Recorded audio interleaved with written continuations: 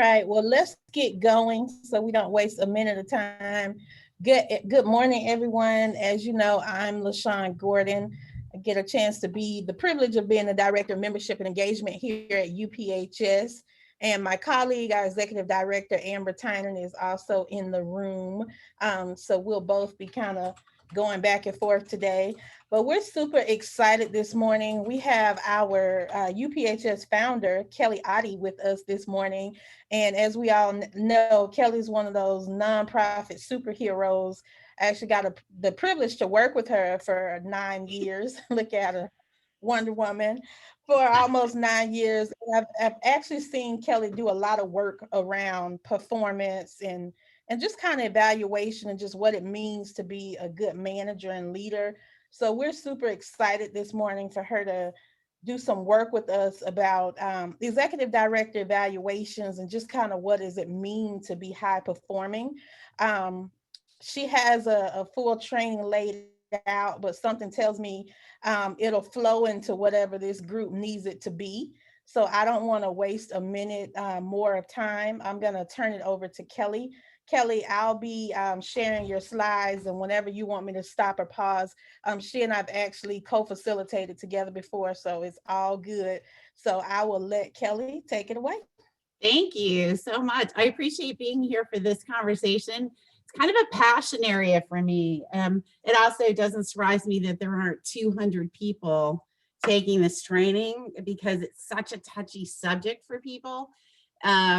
But it is a passion area. How many of you are here from boards of directors that you're really very interested in knowing? That's good. That's good. And then how many of you are executive directors? All right, good. So, you know, the research shows, the most current research shows that only 45% of executive directors are actually getting performance reviews, which that's pretty crazy when you think about it. That means that more than half of executive directors are not being reviewed by their boards of directors. And for those of us that have been around for a really long time, sometimes that's not as surprising as it kind of sounds on first blush. We've seen really good executive directors leaving their organizations because they don't feel respected by their boards. And part of that is a fair and honest evaluation process. I've also seen executive directors who should not have their jobs staying in their jobs way too long. And it's not surprising at all when you find out that the board is not evaluating them, or they're not evaluating them correctly. Because one of the weird things about an executive director evaluation is that you're not just evaluating you are evaluating the executive director, but you're really evaluating the overall performance of the organization. Because ultimately that's what the executive director is charged with doing, is creating positive sort of outcomes for the whole organization. And so it's not an easy thing to do, but it's a necessary thing to do. And I really honestly believe that some of the biggest fiascos that we've seen in nonprofits where an executive director was in the job way too long could have been avoided if there had been an evaluation process that really took the bias out of the evaluation process. And in that sense, what I mean is that they weren't just evaluating the executive director on whether they liked them or not. Because if you do an evaluation with an ED on whether you like them or not, people are going to stay in their jobs for a very long time, because a lot of executive directors are very likable, but it doesn't mean that they're impactful or actually creating the outcomes that the organization needs. So it's going to drive me crazy not being able to talk to people real time. It really, really is. I can't stand the sound of my voice for a whole hour. So I'm hoping that people can find a way to ask questions or stop me or tell me, whoa, I want to hear more about that, so that it's more interactive. I actually wouldn't mind if people were unmuted, but I don't know how Amber and LaShawn feel about that, especially since there's only 13 of you. But can you go to the next slide, LaShawn? Yes, ma'am. And we are fine with people unmuting themselves. So okay, feel great. free to jump in when you have questions. Yeah, thank you. All right, so I think that the problem why there are so many executive directors that are not evaluated is really around, it's around the complex relationship that boards have with their executive directors. It's one of the only kind of relationships of its kind, meaning that the executive director doesn't just work for the board of directors, it also leads the board of directors. So that position is responsible for making sure that the board is high performing. And then in turn, the board becomes very reliant on the leadership of the executive director, which they should be in some, but it has to be balanced. It's a very clear servant leader relationship. And boards have to be willing to kind of face the weirdness of that. Like, you're working with this person all year long. In many ways, you're taking the lead from them. In many ways, you feel like you're supporting the executive director and what they do. And then once a year, you turn around and tell them how well they're doing their job. And I think that that's very hard for boards. And so they put it off, or they don't make it a priority. I think that the changing of board leadership every year is problematic. I don't think I have a weird kind of reaction to board chairs staying longer than a year, because it's really very split for me. There's positive reasons why it would be great for a chair to stay longer than 1 year. And this is one of those reasons, because it actually gives you a chance to create sort of a yearly routine. You know, the other downside is that we've all had board chairs that we wish didn't even stay for 3 months, let alone 2 years or more. So it's kind of a mixed bag. But that changing of the guard every year means that if the board hasn't institutionalized the process of the evaluation, the executive director is almost forced every single year to have to keep training their leadership on how to evaluate them. I think when there is problematic board leadership or governance, when you have a board that's run amok, that's the last thing you want is for them to evaluate you. So it may even be that you're not willing as an executive director to nudge them in the right direction because you don't care what they think about you. So you can actually, executive director can actually take advantage of a dysfunctional board in many ways. And I've seen it many times. It doesn't mean that that they can keep that up for long term, but it means in the moment you really can. And then sometimes you have board members that have never been supervisors. They don't know the process of evaluation, so it doesn't seem right to them, or they don't like the evaluation process because they've only ever been evaluated.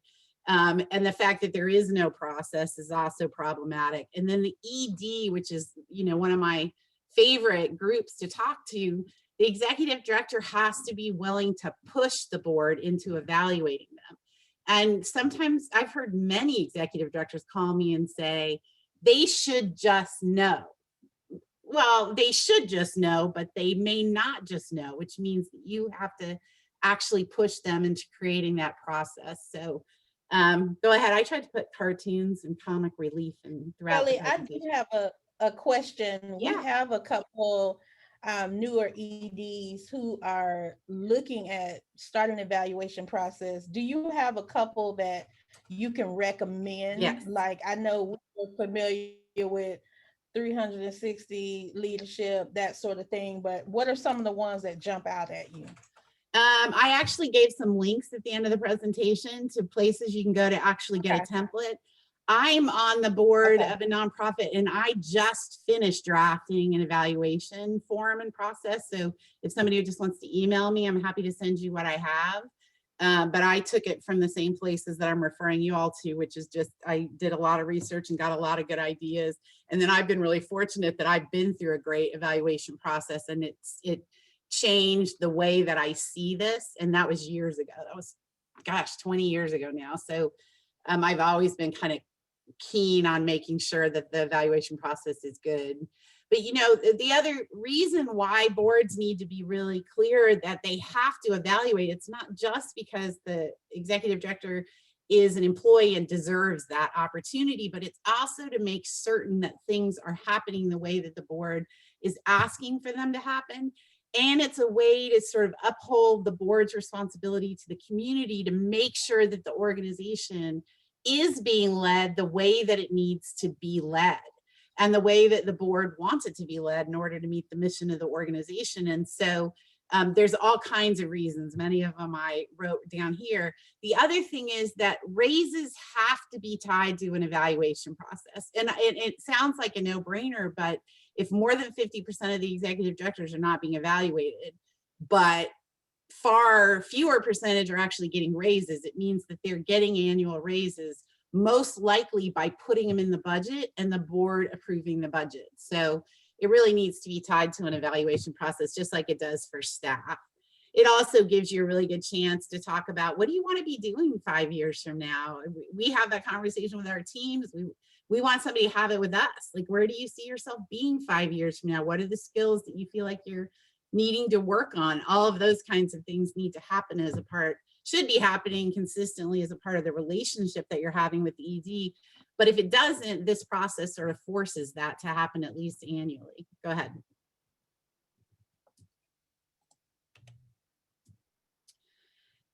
So this is what trips up a lot of boards don't understand how to evaluate the executive director. And so I think that that's a legitimate reason to kind of feel tripped up, because you really do have to tie it to the greatest areas of an executive director's responsibilities in their position. And so you have to have a strategic or action plan.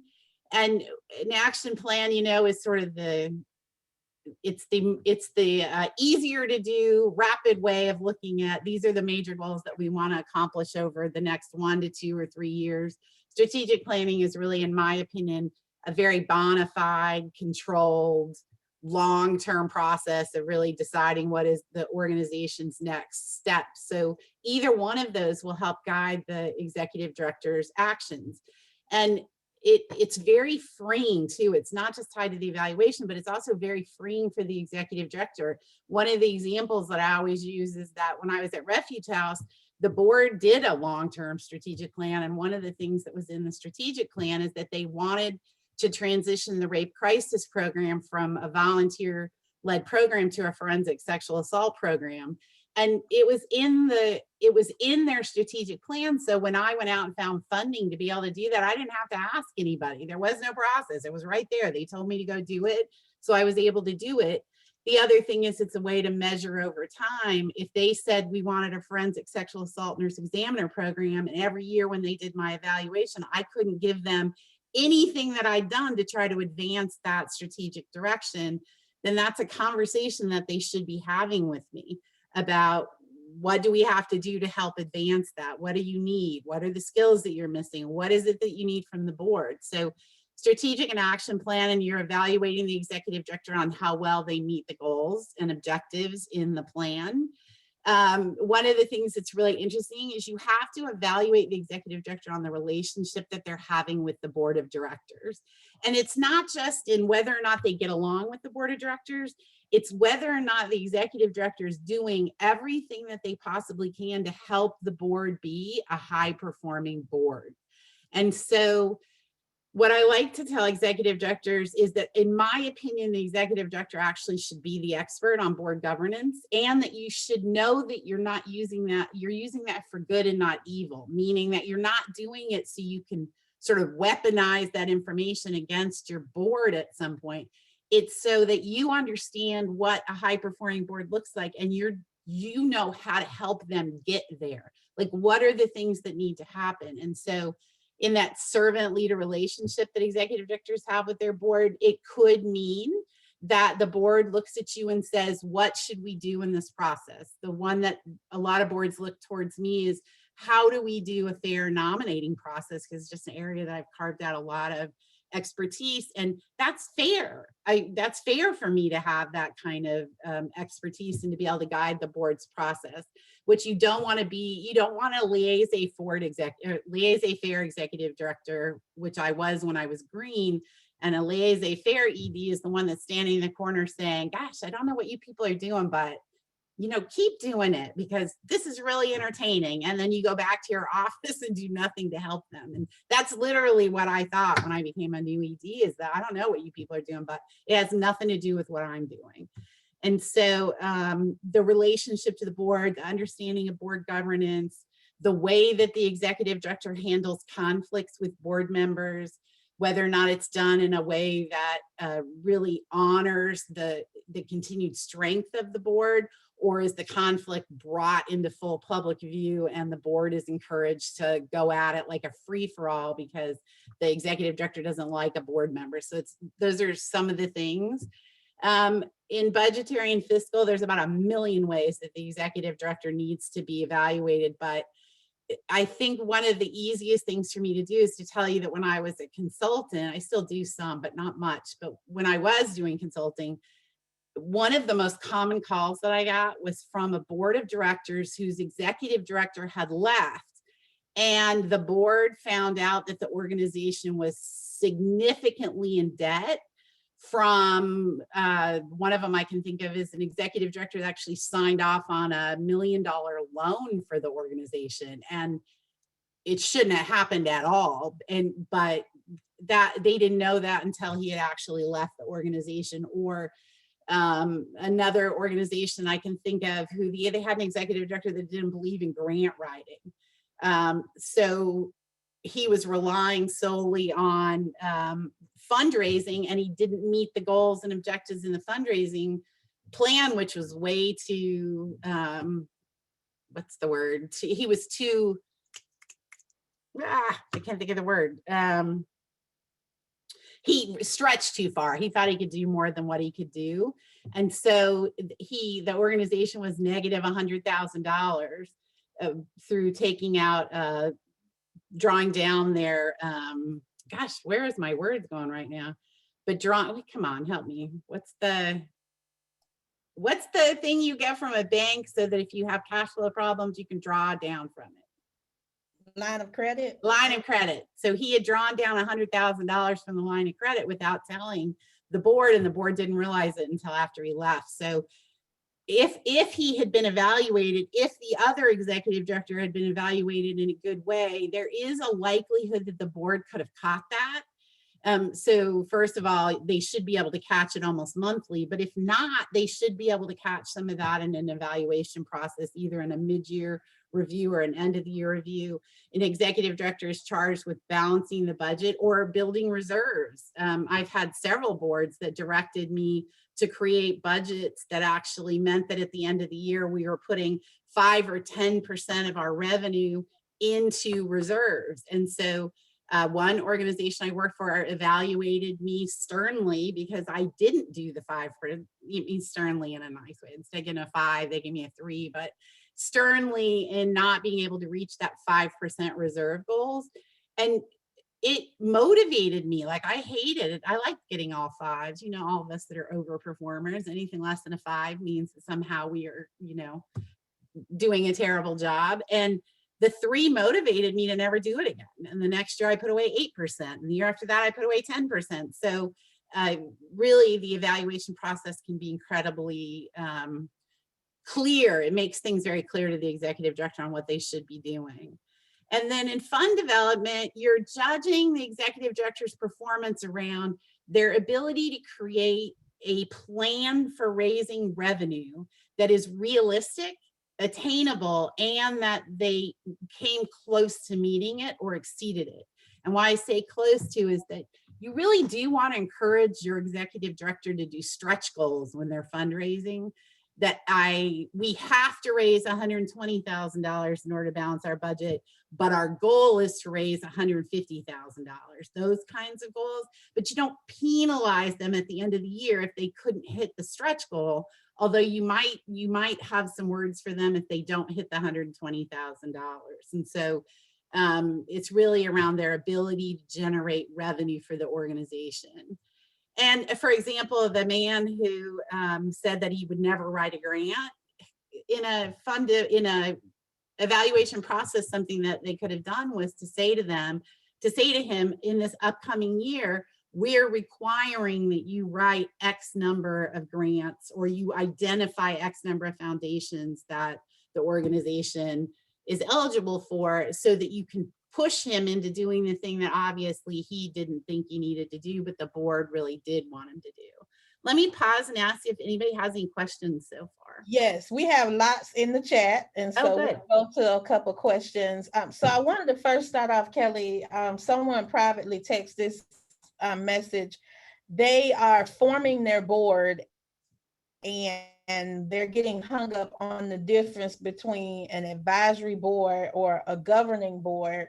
So I've had conversations with them about the agency I used to work for, and kind of where the board, had oversight, but not full oversight. So can you speak to that a little bit first, and then we'll go through the questions in the chat box? Well, somebody is in charge of that organization. So if they have an advisory board, they also have a board of directors because you're required to by law. So the big difference is that in an advisory board, sometimes they don't even have any relationship in supervising the executive director because the board of directors is doing it instead. And but if they have that kind of relationship, then the board should be involving the advisory committee in the evaluation process, the same way you might involve other citizen committees. An advisory committee is there to usually create relationships in the community with the organization, but they don't hire, they can get the executive director fired, but they don't really have the legal right to hire and fire the ED. So you're more, it's less servant leadership and more direct partnership with the executive director. So I would be curious to ask that person, what's the purpose of the advisory committee? If you're a statewide organization, the purpose is to have local representation. If you are a local organization and you just want to have 3 people over here being your board of directors, but you want to have a big advisory committee, you can absolutely do that. It's legal to do that, but you're going to be responsible for 2 different entities. Does that answer that question? No, it does. It does. And I think that helps them a lot. So we have a couple of people who would love to see that tool, ED evaluation tool that Yep. you created. I mentioned earlier, that's kind of hot right now. And so thank Yeah, you I'll for send being it to willing. you and you can send it out with the slides. How's that? Okay. Is that Thank you good? very much. Of course. Yes, ma'am. And then the first question was from Amber, and it's our bylaws outline the executive committee is to conduct evaluation with input from the full board. However, how do you handle the evaluation if one has never been conducted? And should it be done by the executive committee with input from all board members or the entire board? So I'm going to get into that in the flow, but I'll answer you right now, which is that I just saw for the first time the evaluation process built into bylaws. I'd never seen that before. I'd seen it where there was a sentence about the executive director is evaluated annually by the board of directors, and they are also obligated to follow the personnel policies like everybody else. Like I've seen a sentence like that, but I've never seen the whole process outlined. But typically my preferred process is that the executive committee does the evaluation, that they do get input from the board, but I'll tell you in a little bit, there's a lot of cautions for me around that. I also like the idea of getting input from community members, especially fiscal partners that are incredibly important to the organization's success. But again, it's a word of caution. It doesn't go directly to the executive director. It goes through the executive committee so it can be filtered appropriately. And one of the way, I got a call one time from an hysterical executive director, and she had just gotten her evaluation given to her, and they had quoted everything every board member had said. And it was very, very obvious that there was a board member that didn't like their performance. So the one person went down the whole evaluation and trashed them. And so it took an evaluation that was actually incredibly positive, gave voice to one negative person without putting it in context, and really ended up hurting the ED. And so I've actually experienced an anonymous evaluation too, and it is not fun if you can't figure out where it's coming from so that you can put it into context with what's going on in that relationship. So we'll definitely talk more about that. Thank you. And I know your answer to the next question, but should the board weigh in on evaluations when it comes to the staff of the organization? No, but the board needs to make absolutely sure that they're happening and that they're happening with a fair process. So what One of the things that you might actually put in the ED's evaluation is around staff management and the evaluation process that they're utilizing for the staff. And so when a savvy executive director, when you do your self-evaluation, you'll attach it, or the board will even require to see it, but they're asking you, how well are you as an HR manager of your team? And so you're proving it once a year by saying, here are the things that we follow. This is the ratio of performance evaluations that were completed on time this year. But no, they should not have anything to do. I think where it gets a little tricky is when organizations are very small or when organizations are fairly new. The relationship with the board and the staff tends to be a little blurry, because if you think about it, it's the board first, then they hire an executive director, but they still have been running the organization. And so that time where it bridges from an executive director, the first time being hired, to then hiring additional staff, that transition can be a little muddy and murky. And so, and sometimes there's so much going on that this area doesn't even come up until it becomes problematic, meaning that the board is used to doing evaluations, so thinks they get to evaluate everybody. But I really haven't seen a lot of problems with that. I think an assertive executive director can find a way to educate their board about the way the relationship should be. Awesome, thank you. And last question, and then we'll move forward. And as we keep going, please continue to put your questions in. Can you talk a little bit about evaluating the ED throughout the course of the year? So again, we've worked places where quarterly there's some type of evaluation or update to goals done. But can you talk about like what's realistic for most nonprofits throughout the year? Yeah, I think there's certain areas of an evaluation for an ED that you are looking at almost monthly.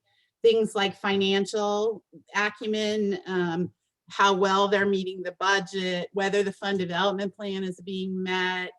So I think because you are a board of directors is responsible for making sure the organization is meeting the board's goals and objectives, they're going to be looking at that fairly frequently throughout the year and in very, very different ways. It might be a committee that's doing it. It might be the full board. It might be in a private conversation with the executive director. It's not necessarily a let's sit down and evaluate you quarterly or monthly. It's really around looking at how the overall organization is doing. And the other thing is, and you know this because LaShawn, you're one of the best supervisors I've ever seen, that thing where they tell you that nobody should ever be surprised that they're not doing well in an area at the end of the year when you're evaluated is so true. Because if you've ever had that happen to you, where you don't even know there's an issue and all of a sudden somebody comes in and tells you you've been messing up for a whole year, how that feels to you is incredibly disempowering. And so you have to be willing to say the hard things on a continuing basis to encourage the development of the person you're supervising, whether it's the executive director evaluating the staff or it's the board evaluating the executive director. So it needs to be consistent. But you know me, I know you too, that we don't like the sit down and do a performance review every 3 quarters or because it's so time consuming if you're an organization of any kind of size.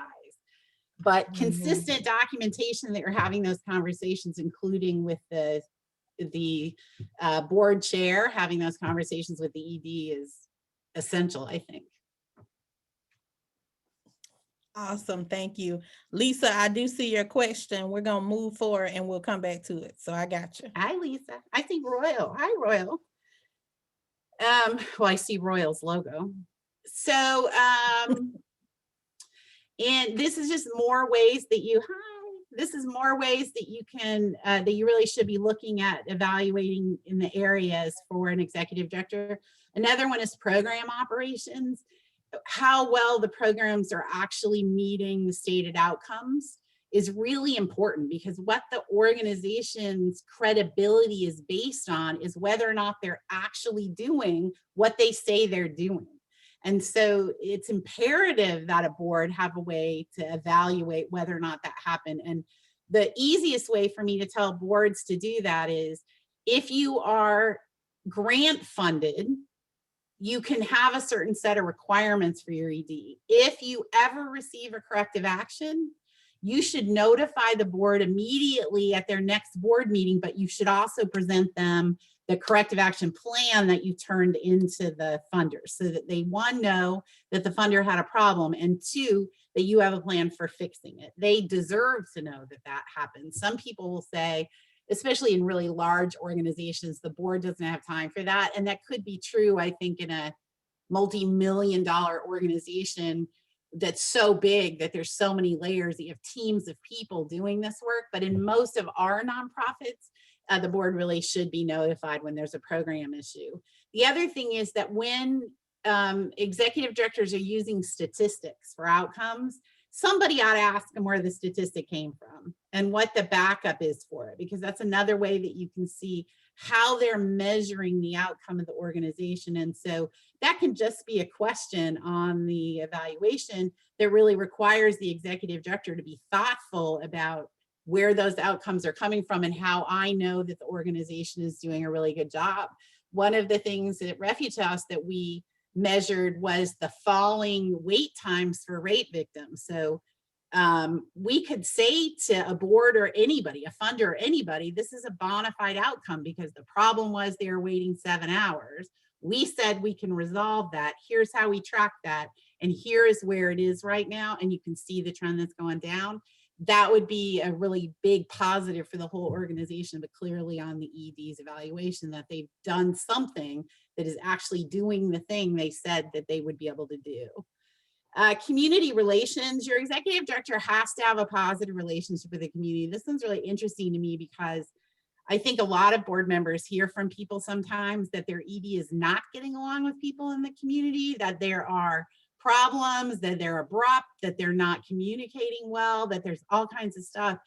And I never have understood why a board would ignore that. Like, I don't understand that, but I also get that sometimes the relationship between the executive director and the board is weird, meaning that the board starts to believe that their job is to protect the executive director as opposed to holding the executive director accountable for doing the things that they need to for the organization. And so one of the ways that you can monitor community relations is to ask the executive director during evaluations and also in, you know, fairly consistent supervisor conversations, or the executive director can head it off at the pass by just reporting it in their report every month, how many times you've done things that are interactive in the community. You've been invited to a panel, you've been invited to give a speech over lunch, you called up 5 people and went and met them for coffee. One of my favorite things to tell boards when you hire a new executive director is when you hire them on the very first day, give them a list of 25 people that you want them to go meet in the next 90 days. Because those relationships are so important to the welfare of the organization. So you have to have a way to measure that. I've seen it done a couple different ways. I've seen a survey. I've had a survey done where a board did a survey about me and they sent it to like primary funders. I thought that was pretty slick. It made me feel very vulnerable in the moment while they were doing it, but because I did well at it, I had a second thought about that later, which was, it was good. The funders did tell them about the positive relationships that I had, and it was very helpful in that process. But community relationships are imperative. And the side of that is if people come to you and start complaining about the relationships that they're having with your ED, you need to listen to them. And you listen to them in a big way, because, and if it's one random person, then you can discount it. If it is a herd of people telling you the same thing, you need to do something. Physical plant is another one. The executive director is really charged with making sure that where the services are provided or how the team is working, the atmosphere that they're working in is safe. Sometimes it's a little out of our control because the executive director is also working with the board to figure out where that place is and where the money comes to do it and all of those kinds of things. But in general, you are responsible for making sure that the place is clean and that people have an environment to work in. So those are conversations that you can have. It could be, you know, one organization I worked for, the board actually put together a facilities committee because we had enough buildings sort of scattered over 8 counties, that it was really good for the board to know what was going on in every building, because the reality is they own it. The executive director can leave any day and the board's still holding the papers for those buildings, so they want to make sure that they're safe. And then another area that's super important is human resources, which is long and complicated, but skip to the next slide for a second, LaShawn. I want to see if I split it up or if I lumped it all into one. I don't remember. Yes, ma'am. Yeah, okay, so I did split it apart. So what a board's responsibility is for human resources to make sure that there is a human resources structure and plan, that the human resource needs of the staff are being met. And so the board is more interested in process. Is there a process for evaluation? Is there a process for raises? How do people lose their jobs? And so many of those things are detailed in personnel policies. I believe that the executive director writes the personnel policies and that the board approves them. Sometimes in little organizations, the board wrote the policies. I've written personnel policies a million times as a board, well, little exaggeration, but a few times as a board chair, and then but turned it over when the organization got, you know, more than one staff member. And so you want to see the personnel policies. If there are dramatic changes to the personnel policies, you want to have a procedure that says an expectation that the executive director should tell you about it. But so it's more the process. Human resources is the process. I like grievance committees. A lot of people do not, but I like grievance committees on boards for areas of discrimination. So and the reason why is I am the board chair, I'm on the board, and you come to me and tell me that for the 3rd time you've had a discrimination complaint, a race discrimination complaint, and that this is how it was resolved. And as a board member, I'm thinking, wait, something's going on, but there's no process for me to really get involved. So what happens is I agitate because it makes me mad. And so I'll start to agitate, and you can actually create dysfunction that way. So I believe that the staff have the absolute right to go to the owners of the corporation, the organization, and say something is really wrong here. And so I love the grievance process that can get to the board in areas of discrimination, but nothing else. And you want to know that those things have been handled well, thoughtfully, thoroughly. So when EEO complaints with the Florida Commission on Human Relations are filed, the board should be able to know what that's about, what the resolution is, what the executive director's assessment is of the situation, what they did to try and rectify it. So all of those things you're also looking for, but that's more about setting a process that the board has the ability to provide oversight. Staff salaries, I firmly believe that the executive director, so the board is setting the executive director's salary, the executive director is setting everybody else's, and they have to be in relation to each other. You should not be able to give the executive director a 15% raise when no one else in the organization is getting raises. To me, that is just wrong. And it's one of those areas where board members need to assert their philosophical right about the way that the culture in the organization will be. Unfortunately, what happens sometimes is that the executive director is working for the board is scared that the executive director will leave. And the executive director in salary negotiations says, look, I can make $100,000 across the street in this organization. And so either you raise me to 100,000 or I'm going to go look for another job. And the board panics because they don't want that, because it's terrible for the organization. Obviously, those kind of transitions are really, really hard. So they will do something that's out of character with what's happening in the rest of the organization. It's not ever, there's never any reason why doing a salary adjustment isn't right. You can do a salary adjustment because of that, but the executive director should also be willing to do that for some of their staff, where they are willing to do a salary adjustment because the loss of a key staff person is so detrimental to the future of the organization. And so in that way, the board can raise the salaries. The other way is that the the board needs to make sure that the executive director salaries are staying in line with the staff. You don't want a CEO that's making $500,000. Y'all should be laughing right now, but $500,000 and the highest paid staff member is $150,000. That's ridiculous. It's just ridiculous. And so the board is really responsible for that part. And so the way that I think a good evaluation goes is in the self-evaluation, you're requiring them to tell you what percentage of raise, what percentage of the staff got what percentage of a raise. And that should be used as part of the assessment of what kind of raise you're giving the executive director. And if no one's getting, this is what I believe, that if anybody on the staff is not getting raises, nobody on the staff should get raises, including the executive director. And that's not always the case. I've seen, one time I had a funder that said that they weren't allowing us to use their money anymore to do raises. And so what some of the organizations around the state did was they gave everybody else raises, didn't give that staff raises because they said there was a cap on it with the funders. What we did was went to the board and said, look, we're going to add some general unrestricted dollars in there so that they can get the same raise everybody else can, or we need to freeze the raises and not give anybody, and let the board make a decision on where they wanted the unrestricted dollars to go. So you definitely want to have those conversations. Organizational culture is a little tough. I do not like staff surveys. I don't like them. And the reason I don't like them is because they're almost always anonymous, but they're not really, because often the executive director knows exactly who's saying what.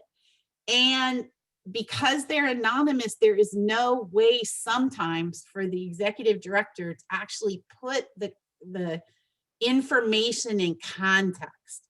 So if you can create an organizational culture survey that doesn't give a disgruntled employee the opportunity to just bash you without having to own what's going on, then I might be willing to say that that's a good survey. But for the most part, disgruntled employees use surveys to hurt executive directors who they're mad at. And I wish there was, I know there must be a balance somewhere, and I'm owning my bias that I've been subject to one of those. And it was awful because I knew what was going on in the organization. I knew exactly who was mad and why they were mad, but that isn't what they said in the evaluation. What they did was attacked everything else except the one thing that I actually knew had created the problem, and it didn't feel good at all.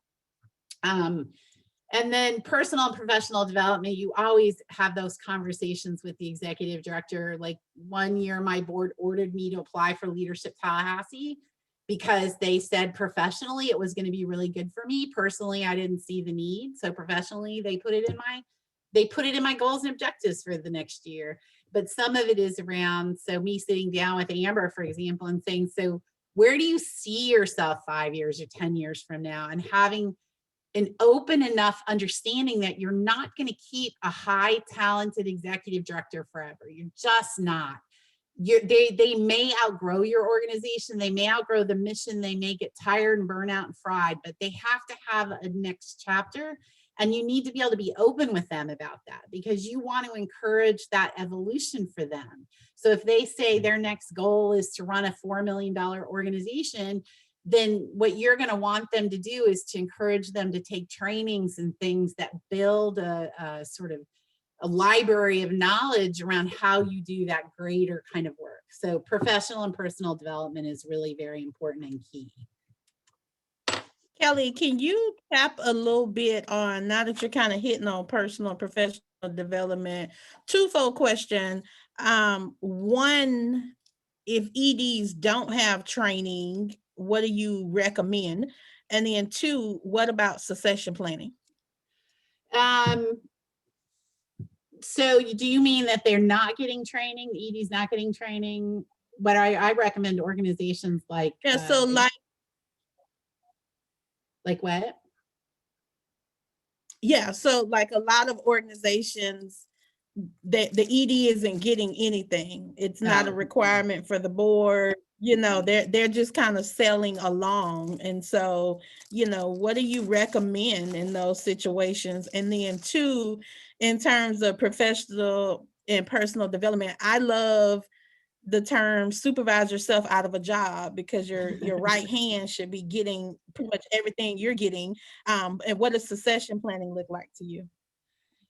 So for training, so my thing with boards is I often listen to executive directors who sound like they're almost being victimized by their board because the board isn't telling them to go do certain things that they really want to do.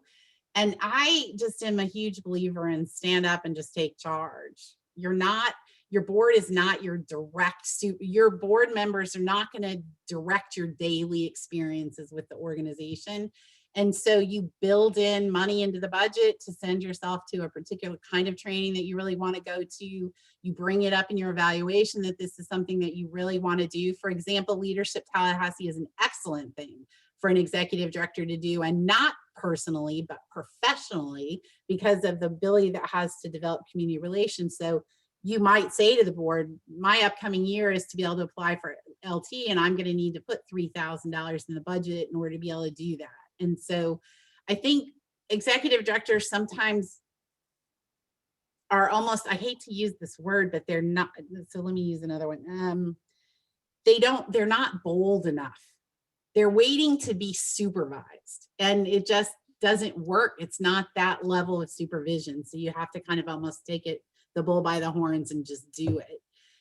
If your board is refusing to let you do it, that's a different conversation. You have a dysfunctional board. So you spend your time trying to figure out how to create a positive change for the board, or you leave. And I say that probably twice a week to executive directors. Listen, you either figure out how to get the board to be functional, or you leave before they're so dysfunctional that they hurt you too in your professional endeavors. So, and then your other question was, sorry, say it again. Succession planning, when talking about personal and professional development goals. So I have a mixed bag about succession planning. I love the idea of making sure that the people who are working for you have what they need to be the best they can be and to get to wherever they're trying to go, right? But say, for example, your second person, your COO, doesn't want to be an ED. So what are you going to do? Take somebody else in the organization and create a succession plan for them right around the COO? I don't think so. I think you're going to honor and respect that there is nobody else to come next that you're going to be grooming. But I also think you can provide sort of wide professional development in a lot of different ways to many of the people that work in the organization, all of which might give them the idea that they can apply for the job. The other issue that I have with succession planning has to do with cultural competency. Often what I see is a white executive director grooming a white COO to become the executive director. And if you narrow that conversation to just, is the person the right person because of the position that they're in? Is it the right person because they have the most experience and they've been closely sort of cultivated by the ED? If you leave it at that narrow conversation, then the answer is great. And the board will just take that suggestion and run with it. But what if you have an organization that's never had Black leadership? And all your Black staff see is that what you're doing is you're continually perpetuating the leadership of the organization to look like you. And so that impression by the staff is super important. And so, so I like succession planning but I have some cautions about it. I just have cautions about it. All right, keep going. No, that's good. Thank you. So the evaluation tool starts with a good job description where the executive director knows what their job is, and it's related back to what I just said. Those are the core areas of an executive director's job. So those things should be in their job description. The evaluation tool should be created in partnership with the executive director. The best evaluation tool I ever had was literally written in the kitchen with the vice chair of the board over a period like 2 different meetings and 8 pots of coffee, where we talked through every way that you could possibly measure the outcomes in those areas. And the evaluation tool is just awesome. It meant that I had helped participate in it, so I knew what was expected of me. I felt good about it. And at the end of the day, I knew that I could deliver a way to measure those things. The evaluation has to have a way to measure. If there is no objective way to measure, what you're going to do is base it on what you think is happening. And you don't want to ever do that, other than you have direct knowledge of some sort of thing that you want them to work on, like you want them to be more forthcoming when they're in community meetings, or you want them to do more work on board governance, things that you can actually see and sort of measure with your own eyes. Otherwise, everything should be specifically measurable. Community and staff involvement on the evaluation tool, I think I already gave you that caution. Just be cautious, because you're going to get, the board will get information from people who may have really negative things to say about the executive director, and the board has to be willing to wade through that to find out what is the constructive part of that information that the executive director should see. Keep going.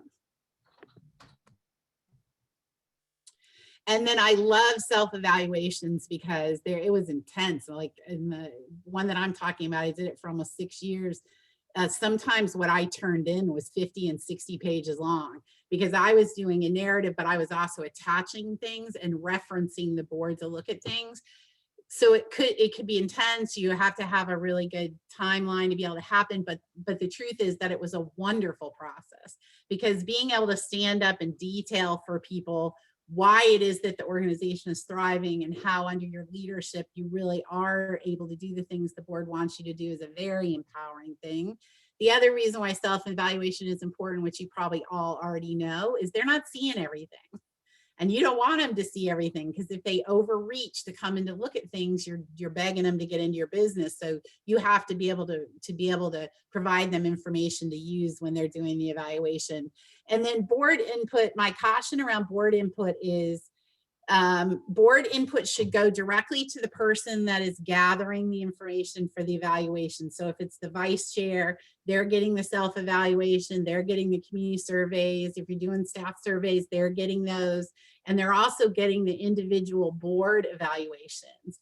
But they're able to put them into context, and their job is to bring it all together into one document without it being a stream of consciousness from a variety of people. They're literally bringing it together and creating what the narrative should be. And I always believe that there should be a draft that you sit down and then talk with the ED about it. And then also with the executive committee. So here's the draft. I've talked to the executive director.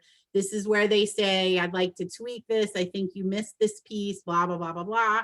The executive committee then authorizes the rewrite and the final version of the evaluation, which if you go to the next slide, really is around being approved by the executive director and then being presented and discussed with the ED. And a copy of the report can go to the board, although my caution is you take the copies back, because you're a human resources. You have a legal obligation around your relationship with the executive director, and a whole bunch of people don't need to be running around with a personnel evaluation. But I don't even think you need to actually give it to them. I think you can just report on the outcomes, that it was positive or not, and then you're telling them, you're not asking them to approve it. It's already been approved. So it's already gone out and it's all done deal. Do you like that, my cartoon? I thought that was really cute. Said no one ever. Love these things. Yeah, we cracking up over here. Yeah, and then another thing that I included in here, and it was just sort of brief, because this is a whole other conversation, but what if the board has concerns about performance in the executive director? Then you just have to make sure that it's coming from a place of professionalism and not a personal issue, because we all know that you can get into power struggles and conflict with members of your board. One of the things, if you look back on, and it can be for good and bad, but I've seen lots of people from a board become the executive director after they got rid of the executive director. And sometimes that's legitimate, meaning they literally have an executive director that needs to go. But sometimes it's about a board member deciding they can do a better job. And so you don't want your human resource relationship with your ED is really around making sure it's measurable and that the comments are professional and not personal or inappropriate. And with staff, that means the staff goes to the board and says, and that ends up on the evaluation. Like, that is just ridiculous, but I've seen that.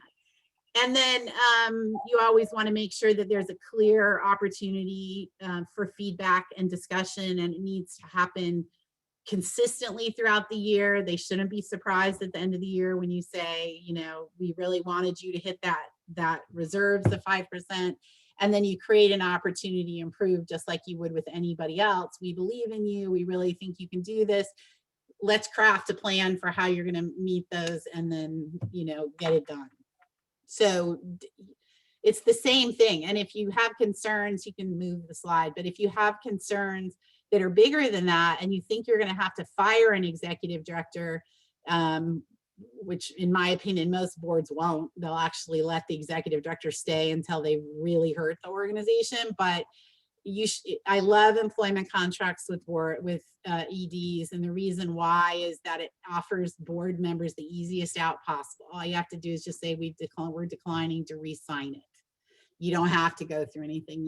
You're not re-signing the contract. And then you might want to put in performance agreements, just like you would do with staff members. If you're going to terminate them, make sure you talk to an attorney. A lot of the wrongful termination lawsuits are really from EDs to the board as opposed to staff. You always do it respectfully. Always give people an opportunity to resign. I've never understood the need to just dominate somebody by saying you're fired, as opposed to saying we really want to give you an opportunity to resign. We all know they got fired, but at least they can go out with some semblance of dignity. And then don't shirk the responsibility. So Amber's going to give you a copy of a contract. I like contracts. I think it really details the relationship long term. It also feels, you feel more safe because everybody else in your organization is working for one person. You're working for a group of people, and it can get really weird. So a contract can really help you feel safe. All right. And I think, so just in a summary, it's a board obligation. You have to do it. It has to be fair. It has to happen every year. You got to have the tool before you do it. So I just did this with the board where I said, no, you're going to have to evaluate with like a narrative for this year, put the tool into place, and next year do the evaluation. Don't scramble to put the tool into place now and then evaluate going back over a year. But you can use those areas as a guideline for writing a narrative that just says we're just getting a baseline, basically, so that we can move forward into a really good process. And then, you know, make sure they have what they need to be able to do a good job, and hold them accountable for doing the job.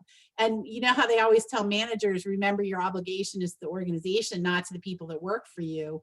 It's the same exact way with the board. Your obligation is to the mission of the organization, not to the executive director. And that alone is the thing that I think it's twisted more than anything else in nonprofits. The board actually starts to believe that they work for the executive director, and they would never fire the ED, never in a million years. So we have to really work on that. There has to be a boundary there. And then the last thing I put in here were the links. And they're the links to a couple of websites that have either really good information about what some of the stuff I just said, or also there's a couple of forms, like draft forms that you can look at. And these are really legitimate sites. They're not random. So the information they'll give you is good. And I can send this out, or LaShawn will send this out so you can have the links when you get the slides. So what other questions? Hello, everybody.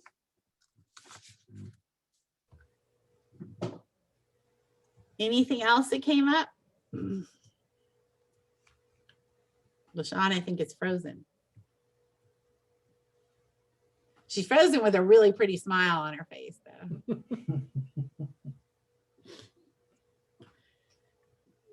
Or any situations you want to talk through, reach out to me, and I'm happy to connect you with Kelly, because this is her heart.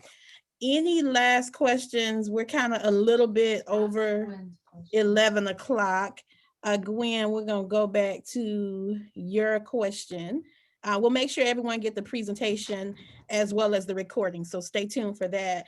But before we go, Kelly, Gwen wanted to just get your perspective on the proposed legislation regarding the nonprofit ED salary caps.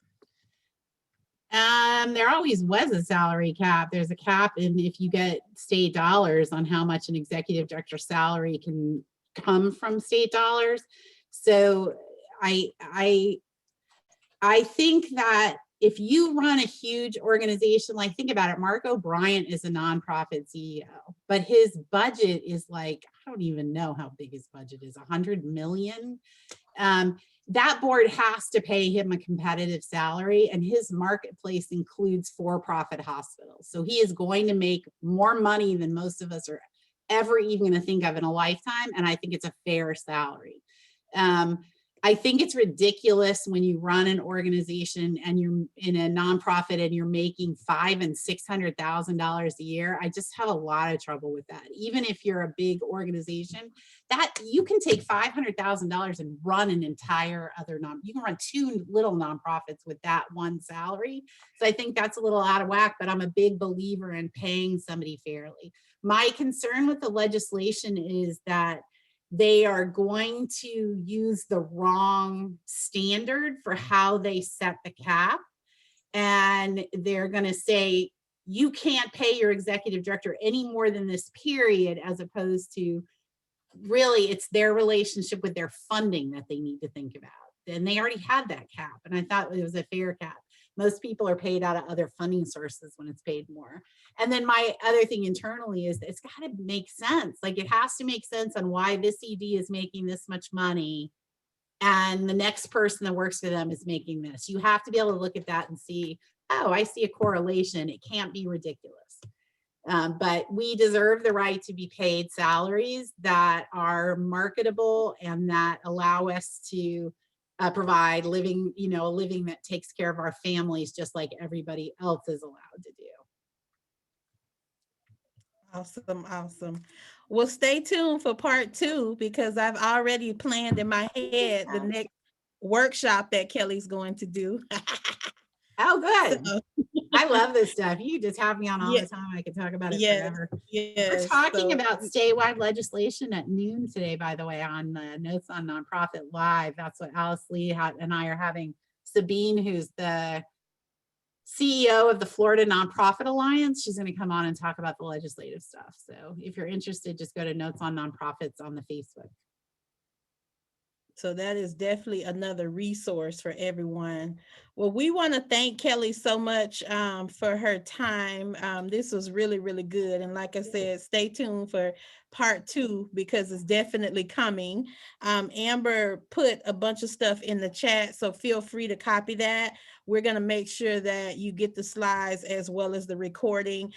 Reach out to me, like I said, personally, if you want to be connected with Kelly. I've seen a couple other questions regarding professional organizations. Like I said, she's happy to, meet with anybody and share her wisdom. So just email me and I'll make sure. Sheena says she's ready for the next training. So I'll make sure that you're connected. Thank you all very much for your time today. And everyone be safe and we will see you soon. Thank you, everybody. Bye. Bye. Thank you. Thank you.